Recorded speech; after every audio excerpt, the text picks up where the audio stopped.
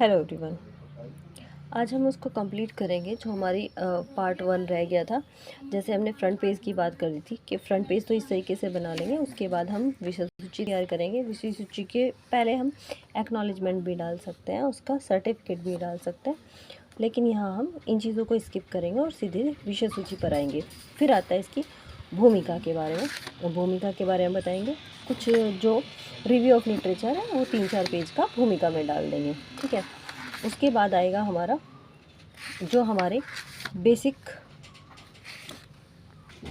जो विषय है, विषय से रिलेटेड जो हमने क्वेश्चन नायर बनाई है और उद्देश्य बनाए हैं, जो उद्देश्यों को लेकर हमें काम करना है। जैसे इसमें विषय क्या है, शोधकर्ता ने प्रस्तुत अध्ययन नई बस्ती विकास नगर में मेरठ में महिला स्वास्थ्य पर पोषण की भूमिका का अध्ययन करना, तो ये इनके विषय का चुनाव रहा। फिर इकाइयों का निर्धारण किया, तो इन्होंने 20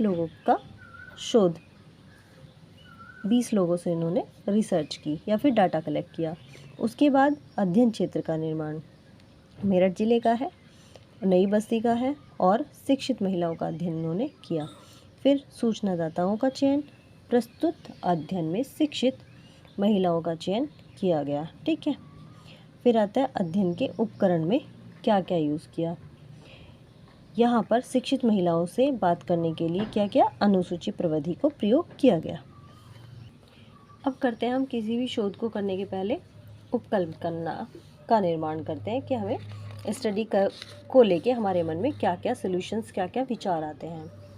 ये आ गए हमारे अध्ययन के उद्देश्य। पहले हमने विचार किया, फिर अध्ययन के उद्देश्यों का निर्माण किया। ग्रामीण या शहर में महिलाओं महिला स्वास्थ्य एवं स्वास्थ्य पोषण की जानकारी देना। अध्ययन का दूसरा उद्देश्य, स्कूलों में महिला स्वास्थ्य और स्वास्थ्य संबंधी बातों को पढ़ाने पर विचार किया जा रहा है कि नहीं।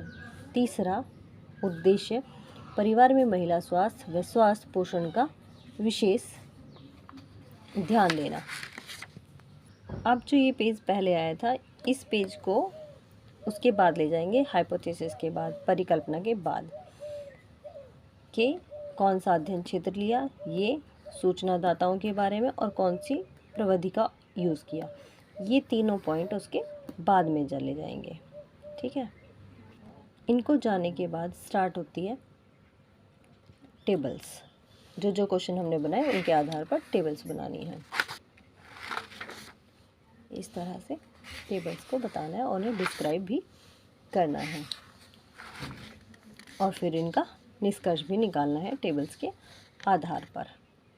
और एट द लास्ट जो आपकी अनुसूची बनी है, अनुसूची को लास्ट वाले पेपर पे लगा देना है, रेफरेंस के भी बाद में, ताकि तुम्हें पता हो कि किसके आधार पर आपने। पहले क्वेश्चन में तो ये इसका सामाजिक और आर्थिक पृष्ठभूमि के अकॉर्डिंग आयु, जाति, व्यवसाय, मूल वर्ग, तो ये सारे क्वेश्चन पूछे जाते हैं। और फिर सेकंड में इस तरह से आपके खुद के बनाए हुए क्वेश्चंस को पूछा जाता है।